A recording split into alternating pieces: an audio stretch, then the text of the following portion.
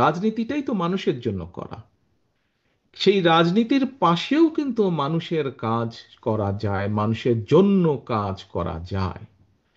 কারণ রাজনীতিও করি আমরা মানুষের জন্য, অর্থাৎ মানুষ কিন্তু মানুষের জন্য। আল্লাহ তাআলা আমাদেরকে সৃষ্টি করেছেন সৃষ্টির সেরা জীব হিসাবে, এবং সেই হিসাবে আমাদের দায়িত্ব হচ্ছে যেমন একজন মানুষ যার পক্ষে সম্ভব, সে যেরকম আরেকজন মানুষ যার পক্ষে সম্ভব নয় তাকে সাহায্য করা, সহযোগিতা করা। একইভাবে মানুষের দায়িত্ব হচ্ছে পৃথিবীর তাবৎ আল্লাহর সৃষ্টি সকল কিছুর প্রতি যত্ন নেওয়া।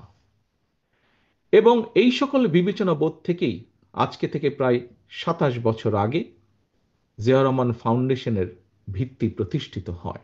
এবং তারপরে বিভিন্ন সময়ে বিভিন্ন কার্যক্রমে কিভাবে কি কি কার্যক্রম গ্রহণ করা হয়েছে, আপনারা কিছুক্ষণ আগে যে ডকুমেন্টারিটা দেখানো হয়েছে তার ভেতরে আপনারা দেখেছেন। শহীদ রাষ্ট্রপতি জিয়া রহমানের সময় সারা দেশে একটি পথ ছিল, গ্রামের মানুষ যাতে চিকিৎসা পায়। পল্লী চিকিৎসক নামে একদল মানুষ ছিলেন যারা গ্রামের মানুষকে বেসিক চিকিৎসাগুলো প্রদান করতেন।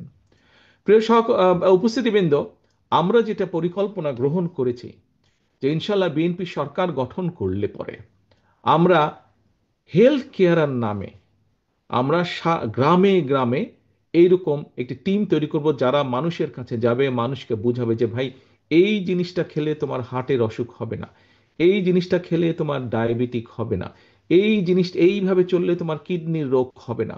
অর্থাৎ মূল যেগুলা যেগুলা যেগুলা অসুখ বিসুখের সাথে জীবন মরণের সমস্যা, মানুষকে আমরা এগুলা বুঝবো। অর্থাৎ যাতে দেশে কম সংখ্যক মানুষ অসুস্থ হয়, এটি থাকবে আমাদের উদ্যোগ।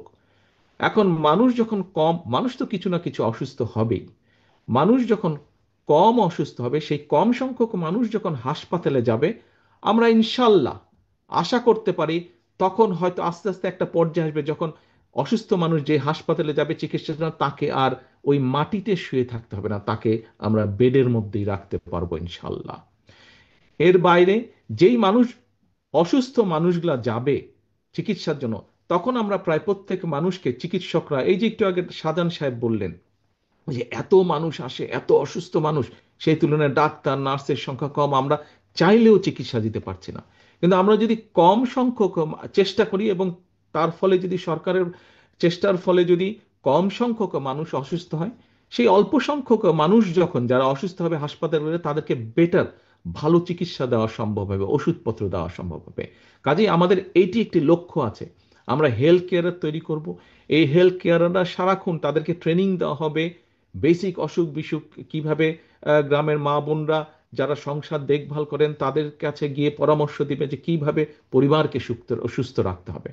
আপনারা চিন্তা করে দেখুন, আমরা যদি আস্তে আস্তে একটা সুস্থ পরিবার তৈরি করতে পারি, আস্তে আস্তে সুস্থ পরিবার সম্মত একটা গ্রাম তৈরি করতে পারি, আস্তে আস্তে এরকম গ্রামের পরে উপজেলা একটা তৈরি করতে পারি যেখানকার অধিকাংশ মানুষ সুস্থ, আস্তে আস্তে একটি জেলা তৈরি করতে পারি যেখানকার অধিকাংশ মানুষ সুস্থ, আস্তে আস্তে একটি বিবাহ বেগম, আস্তে আস্তে আমরা একটি দেশ তৈরি করতে পারবো ইনশাল্লাহ, যেখানে অধিকাংশ মানুষ সুস্থ থাকবে।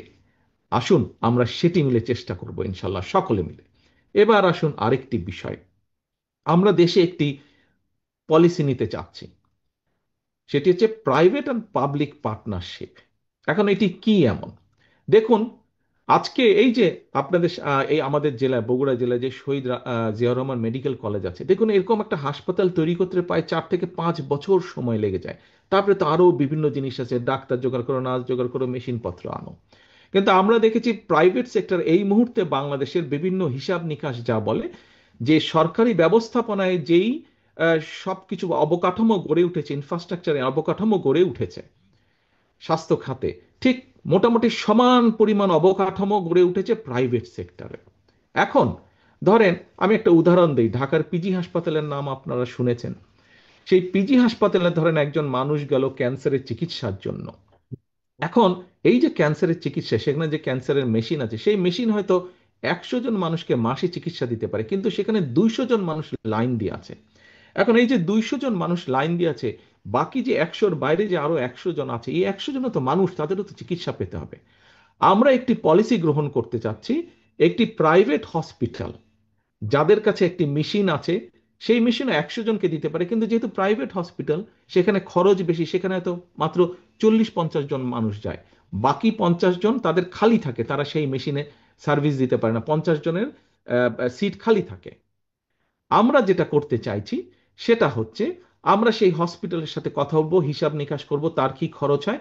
আমরা ওই যে এখানে যে পিজি হাসপাতালে 100 জন বাড়তি আছে লাইনের মধ্যে, সেই 100 জনের থেকে 50 জন নিয়ে আমরা এই প্রাইভেট হসপিটালটাকে দিয়ে দিব, বলবো যে তুমি এর চিকিৎসা দাও, খরচ আমরা তোমাদেরকে দিব।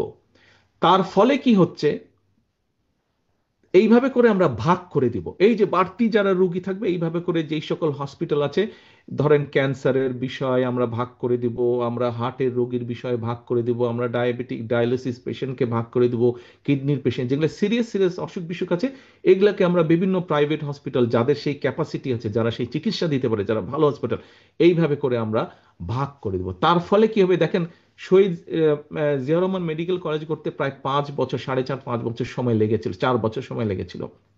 আর আমরা যদি মোটামুটি হিসাব নিকাশ করে এই পলিসিটি গ্রহণ করতে পারি, আমরা 3 থেকে 6 মাসের মধ্যে দেশের মানুষকে আমরা মোটামুটি ভাবে চিকিৎসা দেওয়া শুরু করতে পারবো। জিয়া রহমান ফাউন্ডেশনের মাধ্যমে আমরা চেষ্টা করেছি বিগত 27 বছর ধরে সাধারণ মানুষের পাশে দাঁড়াতে। কতটুকু আমরা পেরেছি পারিনি সেটা হচ্ছে ভিন্ন বিষয়, কিন্তু আমরা আমাদের চেষ্টা করেছি এবং আমাদের এই চেষ্টা আমরা অব্যাহত রেখেছি। একটু আগে আমি বলেছি, এখানে আমরা উপস্থিত অধিকাংশ মানুষ হয়তো আমরা বিএনপির রাজনীতির পাশে জড়িত। প্রিয় সহকর্মীবৃন্দ, আজকে এখানে যারা উপস্থিত আছেন, শুধু আপনাদের কাছেই আমি আহ্বান রাখছি না, আজকের এই অনুষ্ঠানের মাধ্যমে সমগ্র বাংলাদেশে শহীদ রাষ্ট্রপতি জিয়াউর রহমান, দেশনেত্রী খালেদা জিয়ার যত সৈনিক, বিএনপির যত নেতা কর্মী আছে, আসুন আমরা রাজনীতিটিকে আজ এমনভাবে গড়ে তুলি যাতে আমাদের রাজনীতির মাধ্যমে আমরা আমাদের এলাকার প্রত্যেকটি, যে যেই এলাকায় আছে প্রত্যেকটি সাধারণ মানুষের কাছে সাহায্যের হাত বাড়িয়ে দিতে পারি, সাধারণ মানুষের পাশে, যাতে করে আমরা তাদের বিপদে আপদে তাদের পাশে এসে দাঁড়াতে পারি। অর্থাৎ আমরা সাধারণ মানুষের পাশে তাদের আস্থার প্রতীক, তাদের বিশ্বাসের প্রতীক হিসেবে যাতে আমরা দাঁড়াতে পারি, সেইভাবে আসুন আমরা নিজেদেরকে গড়ে তুলি। বিএনপির প্রত্যেকটা কর্মী, বিএনপির প্রত্যেকটা নেতাকে আজকে আমরা আমাদের মধ্যে রূপান্তর ঘটাই এবং আমরা আমাদের প্রত্যেককে আজকে জনগণের সেবক হিসাবে আমরা গড়ে তুলতে বদ্ধপরিকর হই। আমরা নিজেদেরকে জনগণের সেবক হিসাবে নিজেদেরকে গড়ে তোলার জন্য শপথ গ্রহণ করি। এটিই হোক আমাদের আগামী দিনের রাজনীতির শপথ, এটিই হোক আমাদের আগামী রাজনীতির পরিকল্পনা, এটিই হোক আমাদের আগামী রাজনীতির লক্ষ্য এবং উদ্দেশ্য।